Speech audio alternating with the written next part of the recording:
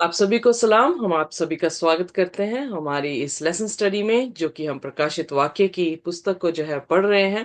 प्रकाशित वाक्य की पुस्तक जो है प्रभु यीशु मसीह का प्रकाशन है, क्योंकि ये यीशु मसीह का है प्रकाशन कह के जो है किताब लिखी गई है। खुदा ने हमारे सामने जो है एक अलग सा पर्दा जो है वो खोल दिया है, जिससे हम अपने आने वाले समय को, जो फर्स्ट सेंचुरी में लोग थे, वो अपने आने वाले समय को जो है खुदा के फजल से, इस रोशनी से जो है वो देख सकते थे। और इनफैक्ट यीशु मसीह के आने तक जो भी चिन्ह है उसका जिक्र भी जो है ये पुस्तक करती है। सो इसलिए ये पुस्तक हमारे लिए बहुत ही महत्वपूर्ण है। मैं आप सभी को यीशु मसीह में सलाम कहती हूँ। और इससे पहले कि हम प्रकाशित वाक्य उसके 8 अध्याय में जाएं, हम ऑलरेडी 6 अध्याय पढ़ चुके हैं। और अगर आप पहली बार जुड़ रहे हैं ऑनलाइन, तो आप जो है जाकर हाई डेस्टिनी यूट्यूब में जो है वो बाकी अध्याय, जो पिछले अध्याय हैं, उनको जो है आप सीख सकते हैं। पर आज जो है हम प्रकाशित वाक्य उसका 8 अध्याय सीखेंगे।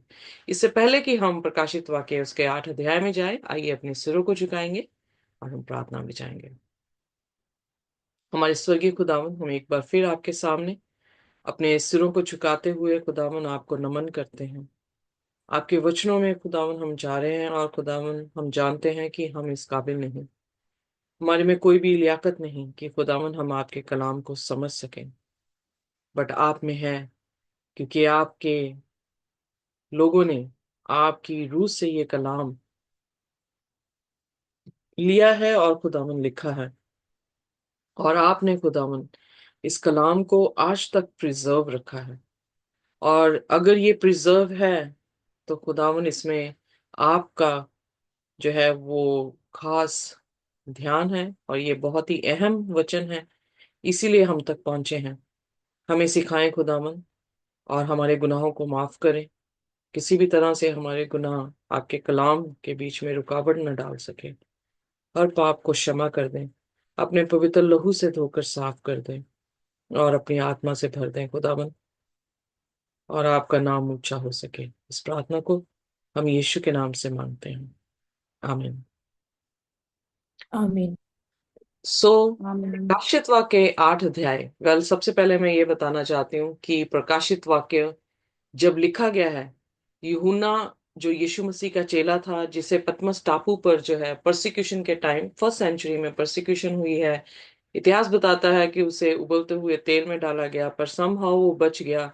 और उसको एक ऐसे टापू में जो है वो अ, एक तरह से जेल ही थी उस टाइम पे।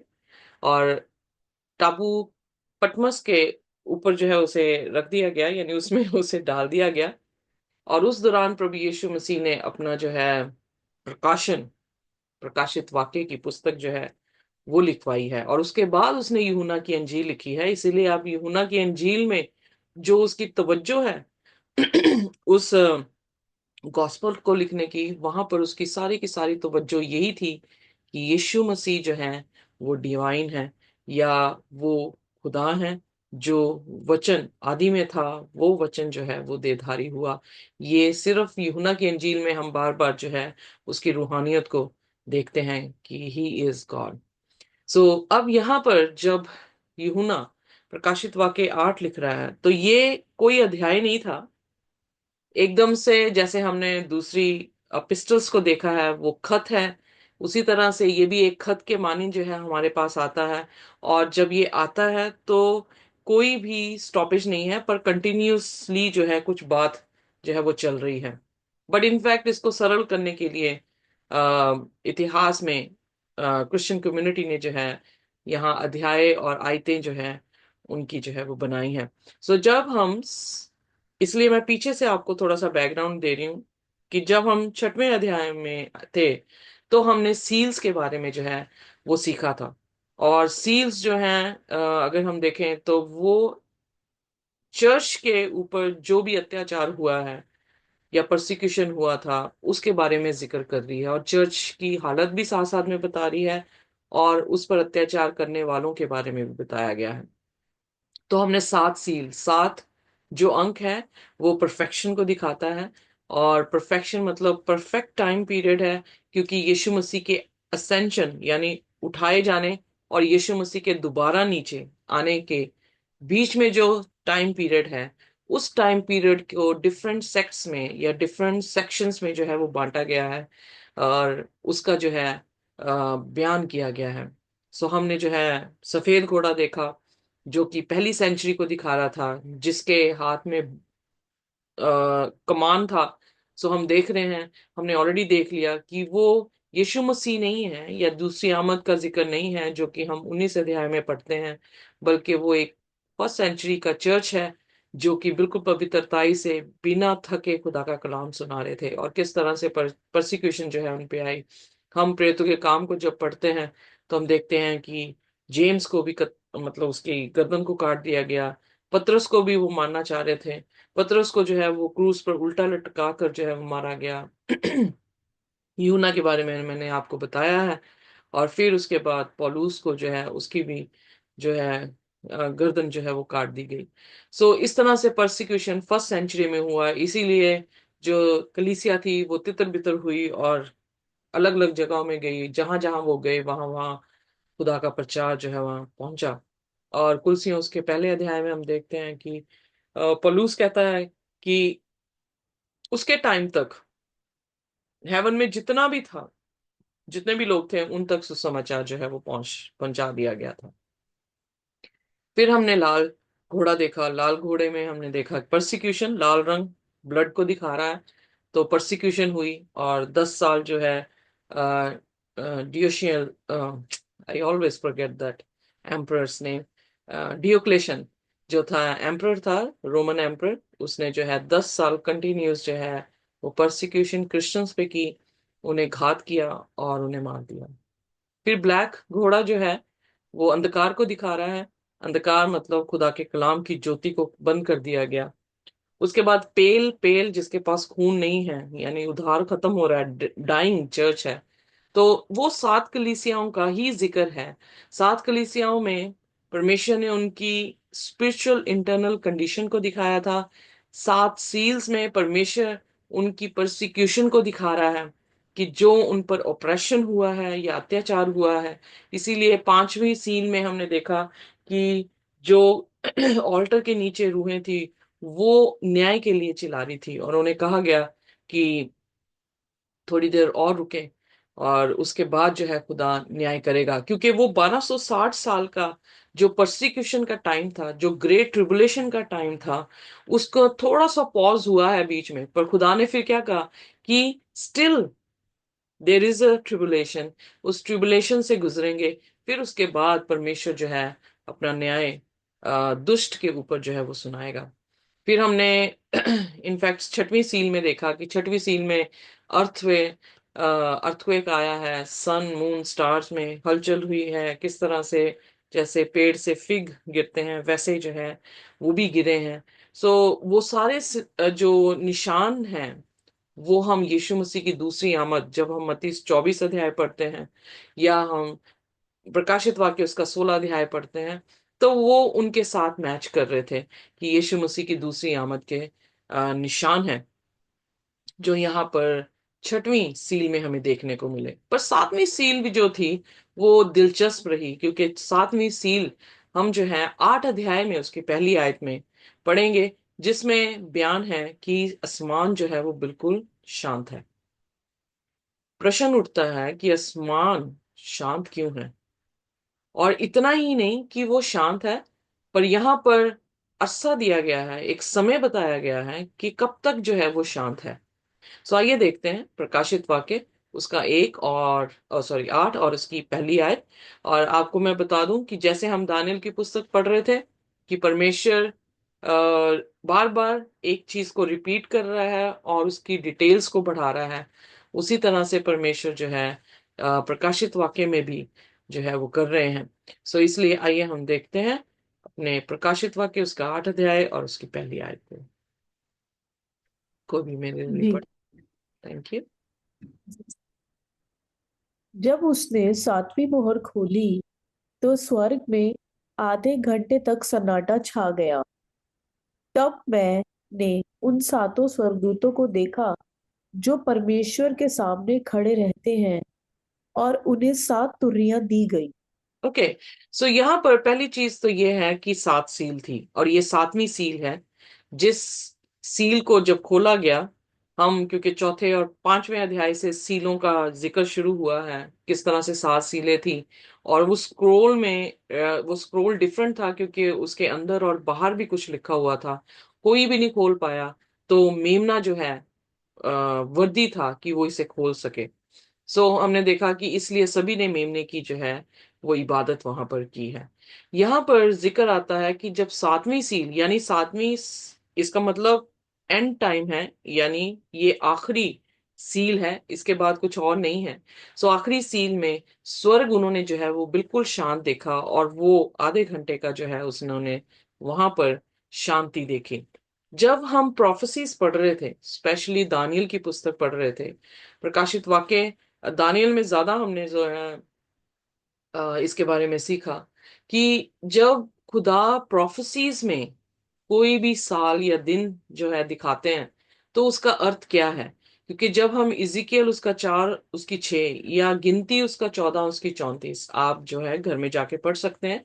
अगर उसमें पढ़े तो वहां पर जिक्र आता है कि परमेश्वर एक दिन एक साल का जो है, यानी 1 day is equal to 1 year in the prophecy. जैसे मूसा के टाइम पर उन्होंने जो है 40 दिन का उनका सफर था कि वो मिस्र से कनान तक पहुंचते, पर 40 साल लगे। तो खुदा ने कहा कि मैं तुम्हें एक दिन जो हूं वो एक साल के मानिंद जो है वो दे रहा हूं। सो यानी उन्हें 40 दिन नहीं, 40 साल जो है वो लगे। सो यहूदियों के कैलेंडर के अनुसार, जैसे हमारे 365 डेज हैं, उनके कैलेंडर के अनुसार 360 डेज हैं। क्योंकि ये प्रोफेसीज जो है वो यहूदी कौम के जरिए, यानी यहूदी नबी थे, यहूदी ही यूहन्ना था, और उनके जरिए से जो है हमें मिली है। सो उनको दी गई है, तो उनके हिसाब से जो कैलेंडर है वो 360 डेज का है। जब हम इसकी कैलकुलेशन करते हैं कि अगर एक दिन एक साल के मुताबिक है, तो आधा घंटा कितना समय जो है वो होगा। तो जब इसको हम 1/48 × 360 करते हैं, तो हमें जो है कैलकुलेशन में देखने को मिलता है कि ये लगभग 7.5 दिन का जो है अरसा है, जिसमें आसमान की बादशाह जो है वो शांत होगी। यहाँ पर हम देखते हैं कि परमेश्वर जो है वो क्या करेंगे उन 7.5 साल दिन में, सॉरी। क्योंकि अब चिन्ह हो गए हैं, हमने 6वीं सील में देख लिया है, उसी सील में 7वां अध्याय सीखा हमने, क्योंकि वो एक्सटेंड कर रहा है, उसकी डिटेलिंग्स में जा रहा है कि कौन जो है खुदा के उस प्रकोप वाले दिन में जो है वो खड़ा रहेगा। क्योंकि जब वो आ रहा है तो विकेट उसकी रोशनी को देखकर जो है वो खत्म हो रहा है। पर फिर 7वें अध्याय में बयान किया गया है 1,44,000 जो उस समय में लोग होंगे जब यीशु मसीह आएंगे, जो अपने आप को पवित्र रखेंगे। और फिर एक बहुत बड़ी भीड़ देखी गई है, जो कि उत्पत्ति से लेकर यीशु मसीह की दूसरी आमद तक जितने विश्वासी होंगे, वो सब जो है वो जिलाए जाएंगे। सो बहुत बड़ी भीड़ है जो यीशु मसीह के आने के दौरान जो है वो जीवित की जाएगी। आइए देखते हैं मत्ती उसकी 16 उसकी 27 में। वहां पर किस तरह से यीशु मसीह के आने का जो है वो बयान किया गया है। पढ़ते मेरे साथ कोई भी हिंदी में।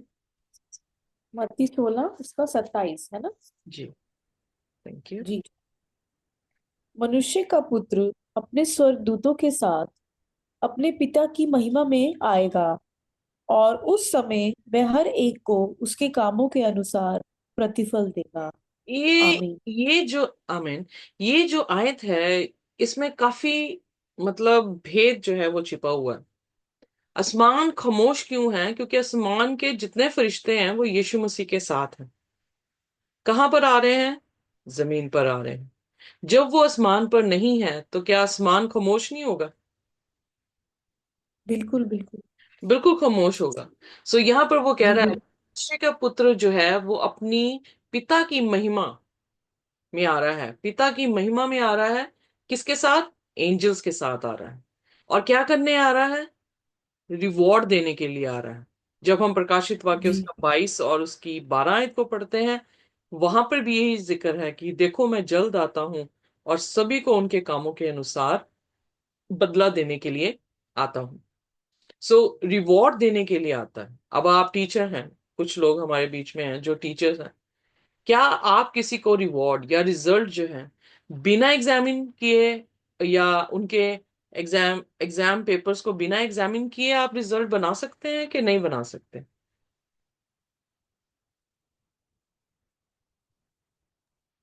नहीं बना सकते। नहीं बना सकते, राइट। इसका मतलब कि वो एग्जामिन करके, हमारी यानी इन्वेस्टिगेटिव जजमेंट करके जो है वो आ रहा है और अपने इनाम को जो है वो लेकर इस धरती पर आ रहा है। इसका मतलब 7.5 जो दिन है, उस दौरान में यीशु मसीह का आना और हमारा उसके साथ स्वर्ग की बादशाहत में जाना होगा। इसीलिए वहां पर क्या है, साइलेंस है। पूरा का पूरा तो स्वर्ग का होस्ट यीशु मसीह के साथ नीचे आ रहा है। और क्या कर रहे हैं वो आ रहे हैं और गैदर कर रहे हैं। किनको गैदर कर रहे हैं? इलेक्ट्स को, जो भी खुदा के खौफ खाने वाले लोग हैं, जो जिलाए गए हैं, उनको जो है क्या करेंगे, गैदर करेंगे ना वो। आइए देखते हैं मत्ती उसका 24 और उसकी 31 आए।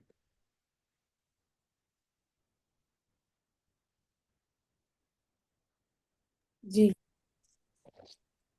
24-31 आए। वह तुरही के बड़े शब्द के साथ अपने दूतों को भेजेगा, और वे आकाश के इस छोर से उस छोर तक चारों दिशाओं से उसके चुने हुए को इकट्ठा करेंगे। तो एंजल्स का यीशु मसीह के साथ आने का एक मकसद है। पहली चीज तो ये कि वो ये दिखाता है कि वो किंग ऑफ किंग्स है और उसकी आर्मी है। दूसरी चीज ये कि उनका एक मकसद है कि उन्होंने, हम जहां भी जिस शोर में भी होंगे, दुनिया के किसी भी कोने में होंगे, उसके धर्मी लोगों को वो क्या कर रहे हैं, गैदर कर रहे हैं, उठा रहे हैं। क्योंकि पहला थिस्सलुनीयन 4 उसकी 16 और 17 आयत में इस तरह से बयान है।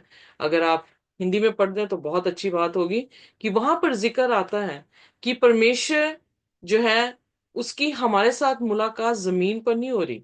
वो जमीन पर अपने पांव नहीं रख रहे हैं, बल्कि हम हवा में जो है वो परमेश्वर के साथ मुलाकात कर रहे हैं। तो हवा तक हमें लेकर जाने वाले कौन है? एंजल्स, जो गैदर कर रहे हैं, जी।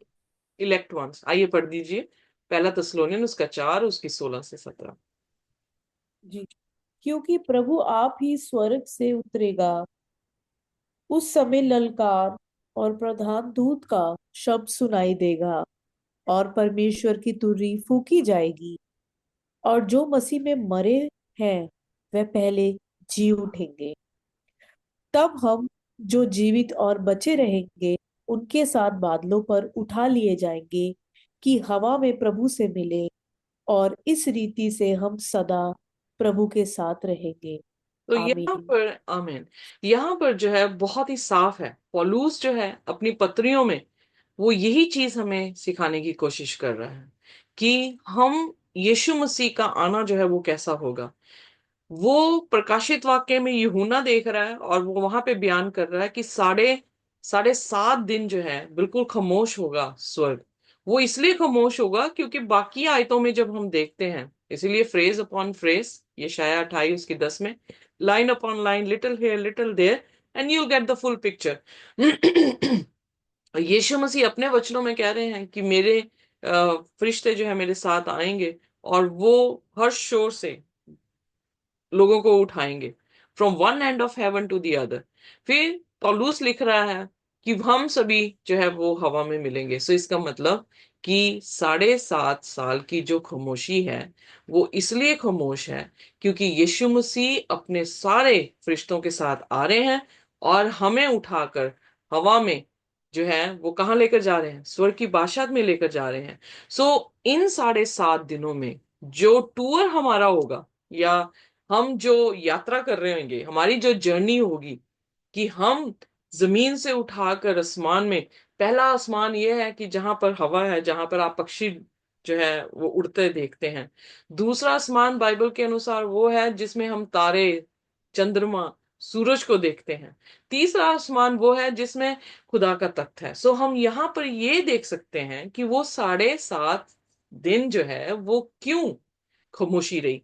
क्योंकि इसलिए खामोश रहा कि हम उस टाइम पर जो है वो सारी खूबसूरती को, पूरी कुदरत को देखते हुए, पूरा का पूरा भीड़ जैसे जो लोग उसने देखे हैं उन सभी को उड़ते हुए जाते टाइम लगेगा, और वो टाइम जो है इस कारण आसमान जो है वो क्या है, खामोश है। पर उसके बाद जबूर एक है, और जबूर मुझे बहुत अच्छा लगता है कि वो जबूर है रब खुदावंद बादशाह है, ओ जलाल दा बादशाह है। सो उसके आने पर अपने दरवाजे ऊंचे करो। सो दरवाजे ऊंचे करो मतलब ही इज मजेस्टी। सो जितना बड़ा अगर क्या, एक हमारे हिंदी में भी जो है एक कहावत है कि अगर ऊंटों से यारियां करनी है, पंजाबी में है स्पेशली, ऊंटों से यारियां करनी है तो दरवाजे ऊंचे कर दो। तो उसी तरह से है कि वो कह रहे दरवाजे ऊंचे करो, वो एक्सप्रेशन ये बताता है कि he is a victorious, he is king of kings and lord of lords. और वो जो है दाखिल होने वाला है आसमान की बादशाहत में। और स्पेशली जब कि वो अपनी पूरी की पूरी दुल्हन को, पूरी के पूरे चर्च को जो है वो लेकर घर में अपने दाखिल होने वाला है, तो क्यों नहीं फिर जो है आवाजें गूंजेंगी होसाना की, हालेलुया की, कि खुदा के लिए दरवाजे जो है वो ऊंचे करें। पर जब तक वो वहां तक नहीं पहुंच रहे हैं तब तक सारे क्या हैं, वेल जब हम उठाए जाएंगे तो डेफिनेटली की सॉन्ग होगा, डेफिनेटली म्यूजिक होगा, डेफिनेटली जो है वो हम रिजॉइस करते हुए आसमान की बादशाहत में जाएंगे। सो इसलिए इतनी सी जो खबर है कलाम से जो हमें पता लगती है वो ये है कि 7.5 दिन क्यों परमेश्वर का स्वर्ग जो है वो खामोश है। सो यहाँ पर सील जो है वो खत्म हो जाती है। 7 सील्स परफेक्ट टाइम है यीशु मसीह एसेंशन और यीशु मसीह के डिसेंशन में के दौरान का है। और जब हम 7वें सील में आए हैं तो हम देखते हैं कि खामोशी है। सो वो ये दिखाता है कि उस टाइम खुदा अपना तख्त छोड़कर, आसमान को छोड़कर जमीन पर उतरेंगे। अब जो है दूसरे वचन से हम ट्रम्पेट की तरफ जो है वो जाएंगे। जो ट्रम्पेट्स है वो तुरही बजाना जो है वो बड़ा ही मशहूर है इजरायलियों के समय से। सो हम देखेंगे कि ट्रम्पेट सिंबलाइज क्या करता है। सो इसलिए मेरे साथ बने रहे। प्रकाशित वाक्य उसका 8 और उसकी दूसरी आयत जो है हम पढ़ेंगे।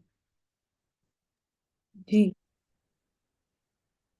तब मैंने उन सातों स्वर्गदूतों को देखा जो परमेश्वर के सामने खड़े रहते हैं, और उन्हें सात तुरियां दी गई। फिर एक और स्वर्गदूत सोने का धूपदान लिए हुए आया और वेदी के निकट खड़ा हुआ, और उसको बहुत धूप दिया गया कि पवित्र लोगों की प्रार्थनाओं के साथ सोने की उस वेदी पर जो सिंहासन के सामने है चढ़ाए। ओके।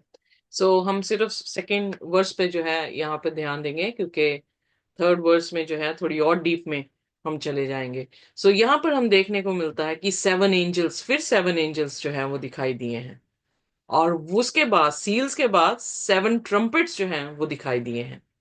सो 7 ट्रम्पेट्स, 7 अंक फिर उसके बाद सिंबलाइज यही कर रहा है उसकी परफेक्शन को, कंप्लीटनेस को।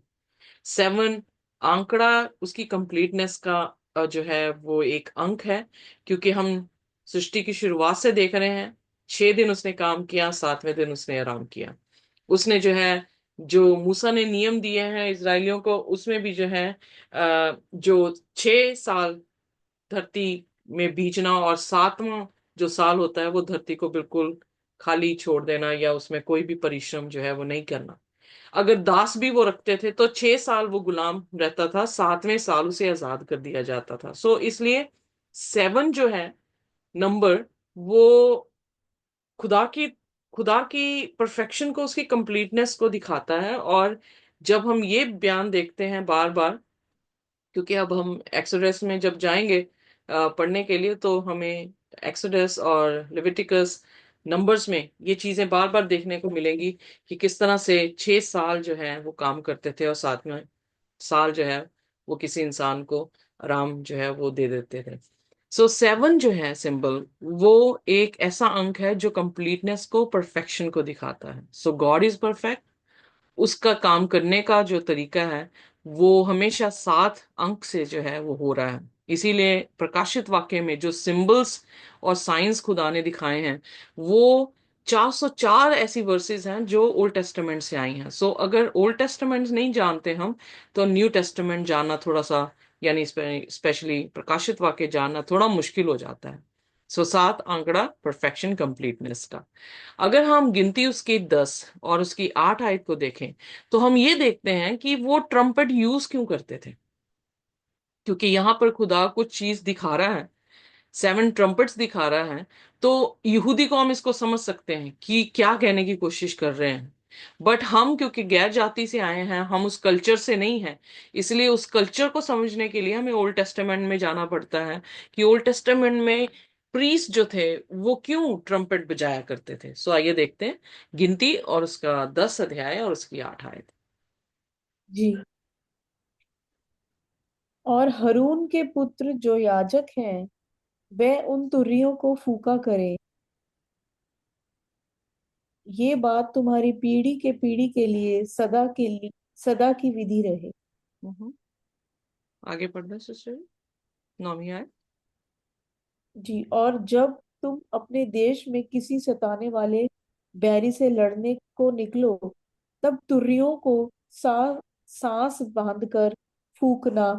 तब तुम्हारे परमेश्वर यहोवा को तुम्हारा स्मरण आएगा, और तुम अपने शत्रुओं से बचाए जाओगे। ओके, सो यहाँ पर हम देखते हैं कि खुदा की विधि के अनुसार, उसके ऑर्डिनेंसेस के अनुसार, प्रीस्ट जो थे वो ट्रम्पेट जो है कब बजाते थे, जब वो ओप्रेस हो रहे हों और उस ओप्रेसर को, जो अत्याचारी है, उसको बदला देना हो, तो वो वॉर के लिए यानी जंग के लिए क्या करते थे, ट्रम्पेट बजाते थे।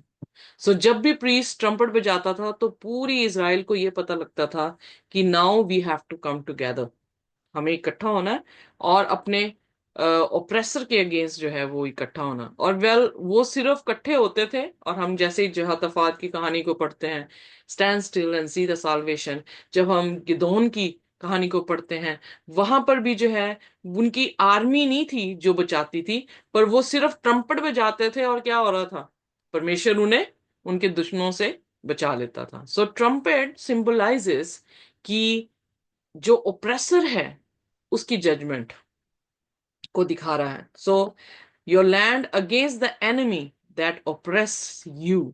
सो ये ट्रम्पेट ये बचा रहा है कि अब जजमेंट है उन लोगों के लिए जिन्होंने ऑपरेशन दिया है।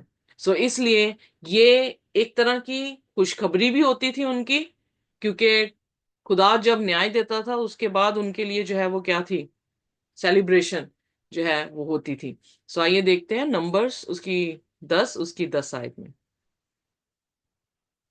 अगली आयत में। अपने आनंद के दिन में, और अपने नियत पर्वों में, और महीनों के आदि में, और सॉरी, अपने होम बलियों और मैल बलियों के साथ तो उन तुरहियों को फूंकना। इससे तुम्हारे परमेश्वर को तुम्हारा स्मरण आएगा। मैं तुम्हारा परमेश्वर यहोवा हूँ। ओके, सो यहाँ पर हम देखते हैं कि परमेश्वर एक ग्लैडनेस सेलिब्रेशन के लिए भी, और जो उनके पर्व थे, जो उनकी बर्ंट ऑफरिंग थी और सेक्रीफाइसेस थे, उनके साथ ओप्रेसर जो थे, जो एनिमी थे, जो ओप्रेस कर रहे थे उनके लिए, उसके लिए ट्रम्पेट जो है वो फूंका जाता था। सो इसलिए जब प्रकाशित वाक्य ये बात कह रहा है कि ट्रम्पेट फूको, तो या 7 फरिश्ते जो है वो ट्रम्पेट फूक रहे हैं, तो पहली चीज हमें समझ आती है कि चर्चेस के बारे में उनकी इंटरनल कंडीशन, स्पिरिचुअल कंडीशन बता रहा था। जब सील्स में हम देखा तो कैसे वो ओप्रेस्ड हुए हैं उसको दिखा रहा है। तो अल्टीमेटली खुदा ने क्या किया है, जजमेंट जो है वो सुनाई है। सो ये 7 ट्रम्पेट्स हैं, वो 7 जजमेंट्स हैं जो खुदा यीशु मसीह की असेंशन से लेकर डिसेंशन तक जो है अलग अलग समय के लोगों के ऊपर, जिन्होंने खुदा के लोगों को प्रेस किया है, उन पर आई थी। सो इसलिए इस बात से तो बिल्कुल हम क्लियर हो जाते हैं कि ये ट्रम्पेट्स जो हैं वो खुदा की जजमेंट है।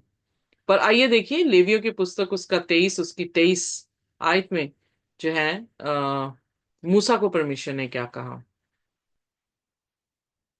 फिर यहोवा ने मूसा से कहा, इज़राइलियों से कह कि 7वें महीने के पहले दिन को तुम्हारे लिए परम विश्राम हो। उसमें स्मरण दिलाने के लिए नरसिंगे फूके जाए और एक पवित्र सभा इकट्ठी हो। ओके, सो ये दिन होता था द डे ऑफ अटोनमेंट, जो कि साल में एक बार आता था।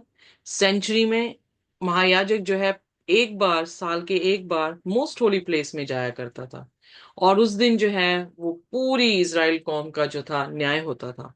सो इन सभी बातों से हमें ये सीखने को मिल रहा है कि जो तुरी बोलना है या तुरी बजाना है, वो जजमेंट को जो है बेसिकली दिखा रहा है। सो यहाँ पर ये 7 ट्रम्पेट जो रेवलेशन में है, 7 फरिश्तों ने 7 जो तुरियां फूंकी हैं, वो 7 अरसे हैं, जिन 7 अरसों में जो है वो खुदा ने अपने लोगों को जो ओप्रेस हुए थे उनका न्याय किया है।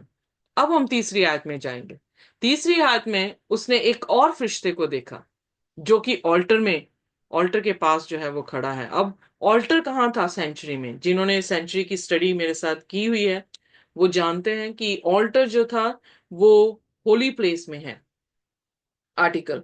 सो इसका मतलब स्वर्ग की बादशाहत में खुदा के हैकल के होली प्लेस में, क्योंकि कोर्टयार्ड प्लेस अर्थ को दिखाता है जहां पर यीशु मसीह ने आकर अपनी कुर्बानी दी है, और फिर अपने लहू को लेकर जो है वो मंदिर में गया है। जब हम इब्रानियों की पुस्तक पढ़ते हैं तो वहां पर हमारा एज ए इंटरसेसर है, जो कि हाई प्रीस्ट ये काम करता था, लोगों के लिए दुआएं करता था। तो अब हमारे पास शारीरिक यानी इंसानी कोई हाई प्रीस्ट नहीं है, हमारे पास यीशु मसीह है जो वंस फॉर ऑल सभी के लिए है, और वो अपने ही लहू के साथ, जो कि पवित्र है, बिना पाप के है, उस लहू के साथ उस पवित्र स्थान में जो है वो दाखिल हुए हैं। तो उसने जो है देखा क्या है कि ऑल्टर जो कि गोल्डन सेंसर के साथ है, यानी धूप। तो हाई प्रीस्ट क्या करता था जब जजमेंट वाले दिन में मोस्ट होली प्लेस में दाखिल होता था, तो उसके हाथ में एक धूप्रपान होता था जो दुआओं को दिखाता था, और उसमें जो है धुआं आता था। वो धुआं खुदा की रोशनी को मतलब धीमा भी कर देता था। दूसरी बात, वो ये रिप्रेजेंट स्पिरिचुअली करता था कि लोगों की दुआएं, जैसे कि हमने 6वें सील में देखा कि ऑल्टर के नीचे जो रूहें हैं उन्होंने पूछा या पुकारा कि कब तक और जो है अत्याचार होगा, तो खुदा ने कहा थोड़ा सा और समय, और उसके बाद जो है मैं नजात दूंगा। सो यहाँ पर दुआओं का जिक्र आया है, और जब वो मोस्ट होली प्लेस में दाखिल होता था साल में एक बार, तो खुदा जो है अपना न्याय सुनाता था, या रहम, या फिर जिसने अपने पापों का अंगीकार नहीं किया है उस पर जो है वो अपना क्रोध जो है वो दिखाया करते थे। सो जब यहाँ पर वो ये देख रहा है, तुरहियों की बात आई है तो पता लग रहा है जजमेंट। दूसरी बात, जब वो सेंसर ले का जिक्र कर रहा है तो वो सेंसर तभी इस्तेमाल किया जाता था जब जजमेंट का दिन होता था इजरायली कौम का। सो ये तो बिल्कुल क्लियर है कि जजमेंट की ही बात यहाँ पर चल रही है। फिर उसने कहा he should offer it with the prayers of all saints. जैसे मैंने आपको कहा कि वो जो आ, आ, क्या कहते हैं, हैंग हैंग किया हुआ जो है धूम्रपान था, वो दुआओं को दिखाता था upon the golden altar which was before the throne. So before the throne यानी थ्रोन कहाँ पे था? मोस्ट होली प्लेस में था। मोस्ट होली प्लेस में दाखिल साल में एक बार जो है वो हाई प्रीस्ट हुआ करता था। So very clear with these versus कि ये सिंबलाइज कर रही हैं उन लोगों की दुआएं जो घात कर दिए गए हैं, जिनको ऑपरेशन दिया गया है, ऑप्रेस किया गया है। और खुदा अपनी जस्टिस, यानी मैंने पहले भी सिखाया कि जस्टिस जो वर्ड है वो जेडेक वर्ड है, जिसका अर्थ ये है कि किसी भी ओप्रेस्ड इंसान के बदले पर खड़े होकर ऑप्रेसर को जो है ताड़ना देना या जजमेंट देना। सो इसलिए जो ओप्रेस्ड होते हैं उनके लिए खुदा यीशु मसीह खड़े हैं होते हैं। सो जजमेंट, सो ये सारी जो सिंबलाइजेस दिए गए हैं हमारे सामने, वो सारे सिंबल्स ये बताए जा रहे हैं कि जजमेंट जो है खुदा अपनी दे रहा है। इब्रानियों उसकी 7 उसकी 24 और उसकी 25 में लिखा, क्योंकि यीशु मसीह जीवित हमेशा के लिए है, वो हमारा परमानेंट प्रीस्ट है, और इसलिए ही इज एबल, वो इस काबिल है to save completely those who come to God through him. So वो इस काबिल है कि अगर शैतान हमारा ऑप्रेसर है, तो वो ऑप्रेसर से हमें कंप्लीटली जो है वो सेव कर सके। इसीलिए हम दुआएं जो हैं यीशु मसीह के नाम से मांगते हैं, क्योंकि हम ये विश्वास करते हैं कि प्रभु यीशु मसीह की मौत और उसका उसका अपना बलिदान देना हमें जो है वो बचा सकता है। सो हम यीशु मसीह पर विश्वास करते हैं, उसकी कुर्बानी पर विश्वास करते हैं, और उसकी प्रीस्टहुड की जो मिनिस्ट्री है उस पर विश्वास करते हैं कि वो पिता के दाहिने हाथ बिल्कुल क्लोज होकर बैठा है, और जब वो हमारे लिए दुआएं करेगा तो पिता जो है वो उसके लहू को, उसकी कुर्बानी को देखकर हम पर जो है वो दिया करेगा। सो इसलिए आगे लिखा, because he always lives to intercede for them, क्योंकि वो हमेशा जीवित है, वंस फॉर ऑल सभी के लिए इंटरसेशन कर रहा है, ताकि वो पिता के सामने हम जो है बिल्कुल निर्दोष और बिल्कुल पाक कलीसिया के रूप में जो है वो दिखा सके। सो इसलिए ये प्रेयर्स हैं जो कि अम, हर सेंचुरी में ऑपरेशन हुआ है चर्च के ऊपर, उनकी दुआएं निकली हैं, और उन दुआओं को सुनकर परमेश्वर ने उस समय जो जजमेंट दी है उसका जिक्र जो है यहाँ पर 7 ट्रम्पेट्स में जो है हम देखते हैं। आइए देखिए प्रकाशित वाक्य उसका 8 और उसकी 4 आयत। जी। उस धूप का धुआं पवित्र लोगों की प्रार्थनाओं सहित स्वर्गदूतों के हाथ से परमेश्वर के सामने पहुंच गया। ओके, सो यहाँ पर हम फिर एक बार से देखते हैं प्रेयर्स ऑफ द सेंट्स जो है वो परमेश्वर के पास जो है वो पहुंच गई। और फिर उसके बाद अगर हम प्रकाशित वाक्य 6 उसकी 9 में देखें, तो मैं ऑलरेडी इसका जिक्र कर चुकी हूँ, क्योंकि हम पढ़ भी चुके हैं। तो 5th सील में जो है फिर ऑल्टर से जो है जिनको घात किया गया है, जो यीशु मसीह की गवाही रखते थे, उनको मारा गया है, उनकी दुआओं को दिखा रहा है। सो एग्जैक्टली वही फ्रेज जो है यहाँ पर हम देख रहे हैं कि सिमिलर फ्रेज है, और खुदा जो जजमेंट की बात कर रहा है, वो भी जजमेंट की दुहाई दे रहे थे, और यहाँ पर जजमेंट जो है वो खुदा देने की बात कर रहा है। फिर मैं ऑलरेडी इसके बारे में बता चुकी हूँ कि प्रकाशित वाक्य 6 उसकी 10 में लिखा, they crowd with loud voice saying, how long O Lord, holy and true, do do thou not judge and avenge our blood on them that dwell on the earth। सो ये जजमेंट की पुकार है, जो कि जेनेसिस उसकी 4 उसकी 10 में भी हम देखते हैं। प्रभु यीशु मसीह खुदा ने कहा केन से कि तेरे तेरे भाई हाबिल का लहू पुकारता है। सो वो क्या फ्रेज है, क्या एक्सप्रेशन है, वो एक्सप्रेशन यही है कि वो रिक्वायर कर रहा है जजमेंट, क्योंकि वो इनोसेंट था और उसने कोई भी पाप नहीं किया था, पर वो उसकी हत्या कर दी गई। तो क्या खुदा जजमेंट नहीं देगा? ओप्रेसर जो है केन था, उसने ओप्रेस किया है एक इनोसेंट को, उसके बदले में खुदा जो है उसकी जो है वो न्याय को कर रहा है, उसका न्याय दे रहा है। सो इसलिए this concept is very clear कि ट्रम्पेट्स को सी और चीज को नहीं, बल्कि खुदा की जजमेंट को जो है यहाँ पर पेश कर रहे हैं। आइए देखिए फिर आगे पढ़ते हैं प्रकाशित वाक्य 8 उसका 5 वचन। जी। तब स्वर्गदूत ने धूप दान लेकर उसमें वेदी की आग भरी और पृथ्वी पर डाल दी, और गर्जन और शब्द और बिजलियां और भूकंप होने लगे। ओके, सो यहाँ पर जो एक्सप्रेशन दिया गया है कि there were voices thundering lightning and earthquake, so ये एक्सप्रेशन जो है वो खुदा की उपस्थिति से आते हैं, क्योंकि जब मूसा के समय पर हम देखते हैं कि सिनाई पर्वत पर परमेश्वर उतरा, तो वहां पर भी क्या था, लाइटनिंग थी, अर्थक्वेक था, थंडर था। सो एग्जैक्टली ये जजमेंट जो है वो कहाँ से आ रही है, खुदा के तख्त से। सो जजमेंट जो है ये खुदा भेज रहा है, और उसके एक्सप्रेशन ये बता रहे हैं कि खुदा ही है जो अलाउ कर रहा है कि हर सदी के लोगों को जो है, यूहन्ना के समय से, पहली सदी से लेकर हमारे अंत तक, जब तक यीशु मसीह नहीं आ जाते, उन सदियों के बीच में जो जो हुआ है ऑपरेशन और जो जो जजमेंट खुदा ने दी है, एग्जैक्टली वैसे ही जो है हमें जजमेंट यहां पर भी देखने को मिलेगी। सो देखते हैं प्रकाशित वाक्य उसका 8 उसकी 6वीं आयत। जी। तब वे सातों स्वर्गदूत जिनके पास सात तुरहियां थी उन्हें फूंकने को तैयार हुए। हाँ जी, आगे पढ़ दें। पहले स्वर्गदूत ने तुरही फूंकी और लहू से मिले हुए ओले और आग उत्पन्न हुई और पृथ्वी पर डाली गई, और पृथ्वी की एक तिहाई जल जल गई और पेड़ों की एक तिहाई जल गई और सब हरी घास भी जल गई। ओके, अब यहाँ पर जो पहला ट्रम्पेट आया है, यानी पहली जजमेंट जब आई है, तो यहाँ पर जिक्र आया है कि हेल्स, हेल्स, कहाँ पर जिक्र आया था हेल्स का?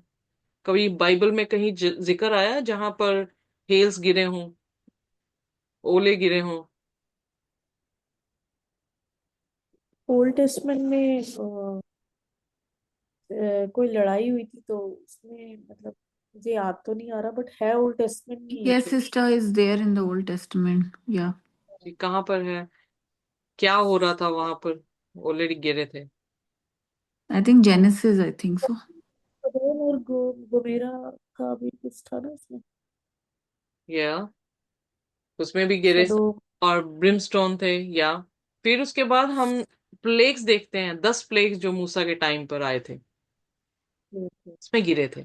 सो ये जो एक्सप्रेशंस हैं वो एक्सप्रेशंस किसके हैं? गुड न्यूज के नहीं है। ये बैड। एक्सप्रेशंस के हैं, प्लेग्स के हैं या जजमेंट के, हम दूसरे शब्दों में कह सकते हैं। सो इसके लिए पहला फरिश्ता आया और उसने जब ट्रम्पेट फूंका तो वो ट्रम्पेट क्या लेकर आया?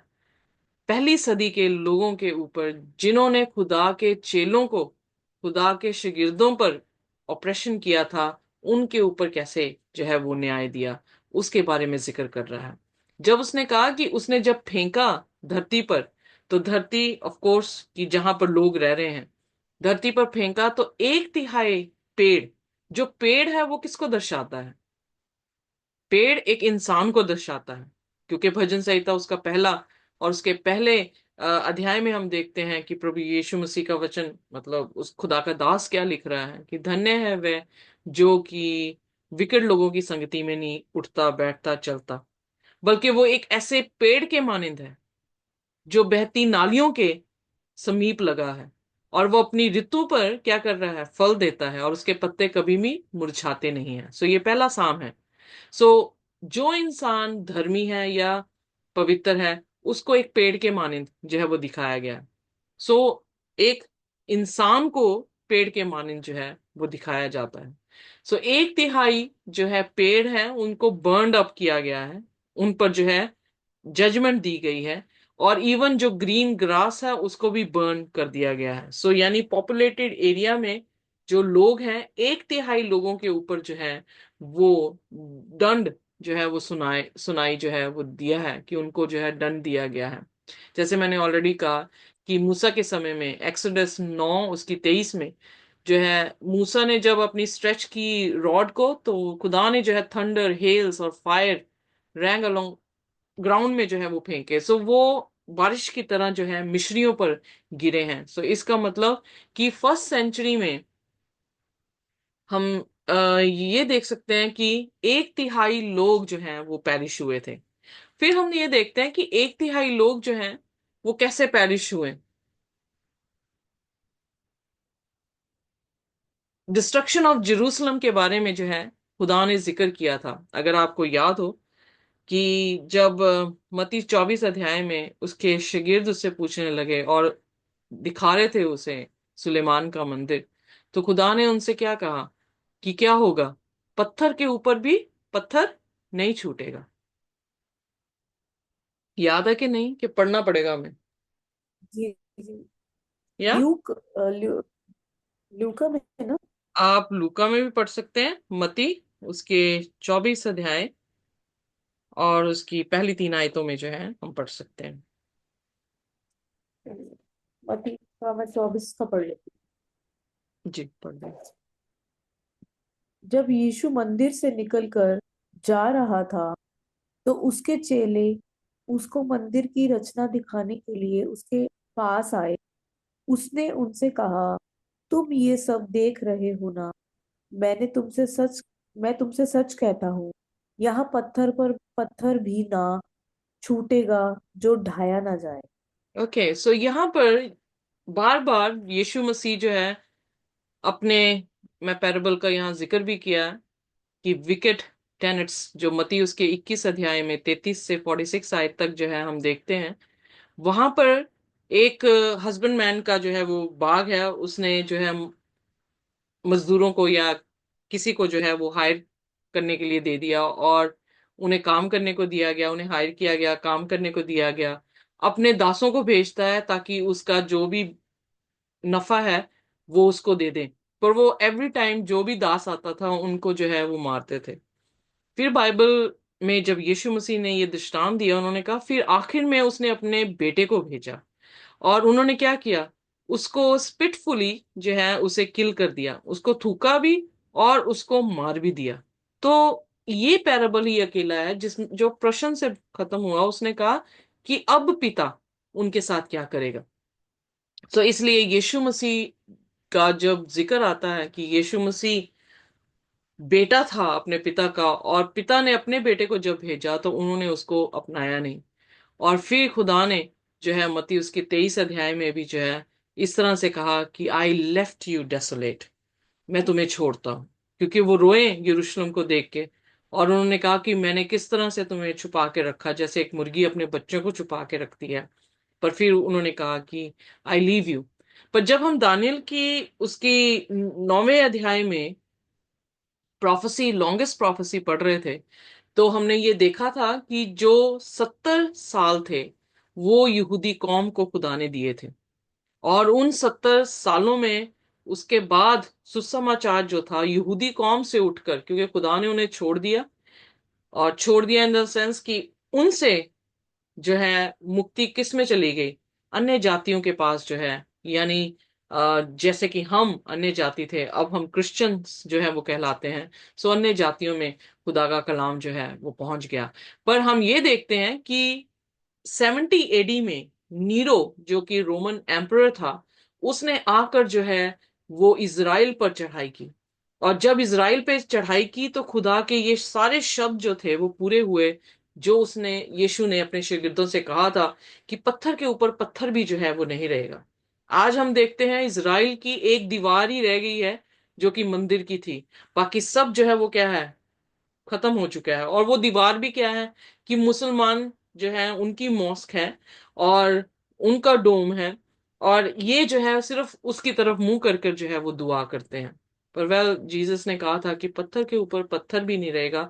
उन्होंने सचमुच में लोगों को मार दिया।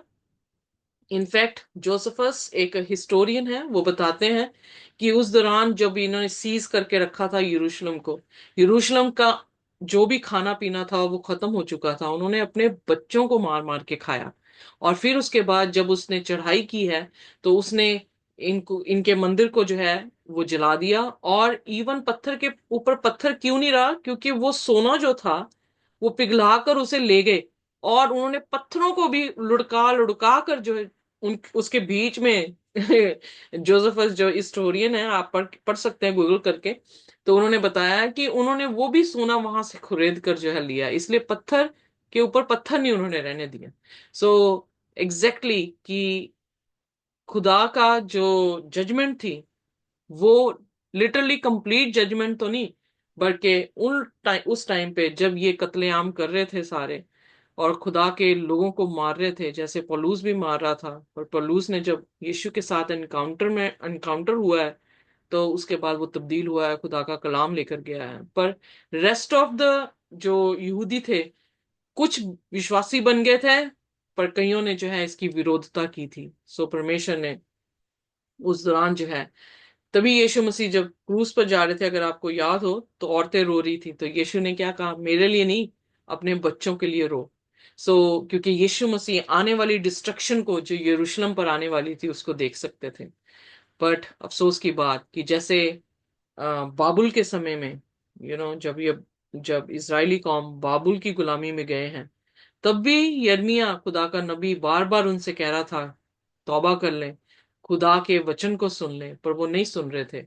और आखिरकार जो है सेम ही सिनेरियो तब भी हुआ कि बाबुल ने जब चढ़ाई की तो उन्होंने खुदा के मंदिर को आग लगा दी और उसका सोना बटोर के ले गए, उसके खुदा के घर के बर्तन जो है वो बटोर कर जो है वो ले गए।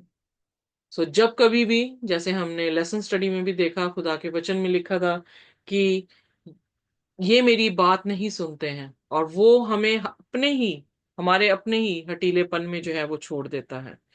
दूसरा थिस्सलुनीन उसके दूसरे अध्याय में भी पौलुस यही कहता है कि अंत के दिनों में भी जब खुदा के प्यार की उस सच्चाई को नहीं अपनाएंगे लोग, तो खुदा उन्हें उन्हीं के हटीलेपन में, उन्हीं की मतलब जो वो करना चाहते हैं उनकी मर्जी पर छोड़ देगा, और फिर उन्हें खुद शैतान के डिसेप्शन में बुरी तरह से जो है वो जाने देगा, क्योंकि उन्होंने खुदा के कलाम को रिजेक्ट कर दिया है। जब कभी, जब जब लोगों ने रिजेक्ट किया है, तब तब खुदा ने जो है वो जजमेंट भी दी है। ये अरसा लगभग जो है 31, जो हम फर्स्ट चर्च को देख रहे थे, तो वो 31 एडी से 100 एडी तक था। उसमें जब जीसस ने रिकमेंडेशन दी है चर्च को कि उसे क्या करना चाहिए, तो उसने यही कहा था, रिमेंबर देयरफॉर, कि कहां से तुम गिरे हो, तौबा करो और अपने पहले जैसे काम करो। ऐसा ना हो कि मैं जल्द आऊं और अपने दीवटों को, यानी कैंडल स्टैंड को, अपने दीवटों को तुम्हारे से ले लूं। इसलिए रिपेंट करो।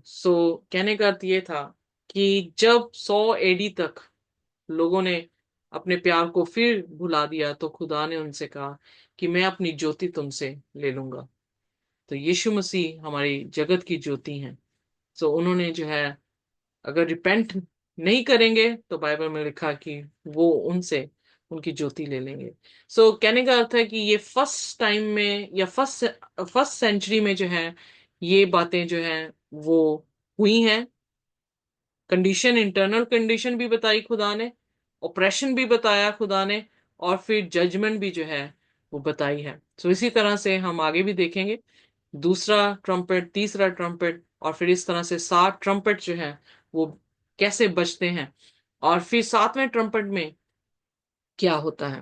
पर आज हम यहीं पर समाप्त करेंगे, और मैं विश्वास करती हूँ कि हमें इतनी बात तो समझ आ गई है कि ये खुदा की जजमेंट के बारे में जो है वो जिक्र कर रहा है। और फिर दूसरे तुरी में हम और अच्छी तरह से देखेंगे, और हमें और आश्वासन होगा कि ये सचमुच में फर्स्ट सेंचुरी से ही लेकर जो है वो उसकी जजमेंट जो है वो चले हैं। आइए अपने सिरों को झुकाएंगे और हम प्रार्थना में जाएंगे। परमेश्वर में आशीष और बरकत दे, और कोई भी जन हमारे लिए जो है वो प्रार्थना कर सकता है।